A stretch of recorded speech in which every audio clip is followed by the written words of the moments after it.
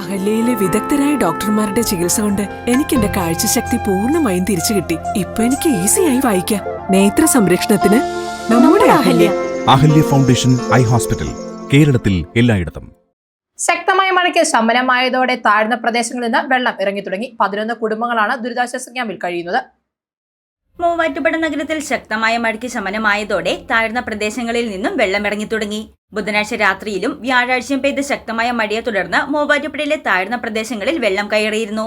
Ilahia colony, ആനിക്കാക്കുടി colony, Kalachantha എന്നിവിടങ്ങളിലാണ് വെള്ളം കയറിയത്.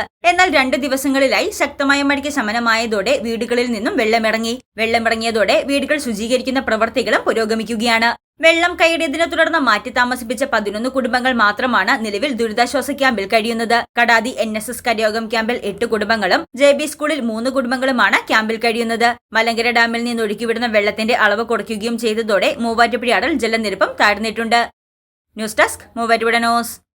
AM George memorial school of fashion designing and garment technology. ഇന്ന് ഈ ലോകത്തെ ഏറ്റവും കൂടുതൽ അംഗീകാരവും പ്രതിഫലവും ലഭിക്കുന്ന കോഴ്സാണ് ഫാഷൻ ഡിസൈനിങ്. ലഭിക്കാവുന്നതിൽ ഏറ്റവും നല്ല ചോയ്സും അതും നമ്മുടെ മൂവാറ്റുപുഴയിൽ.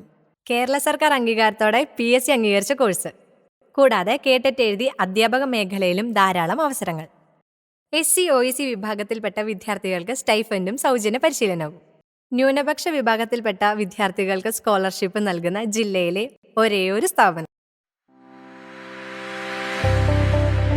AM George memorial school of fashion designing and garment technology.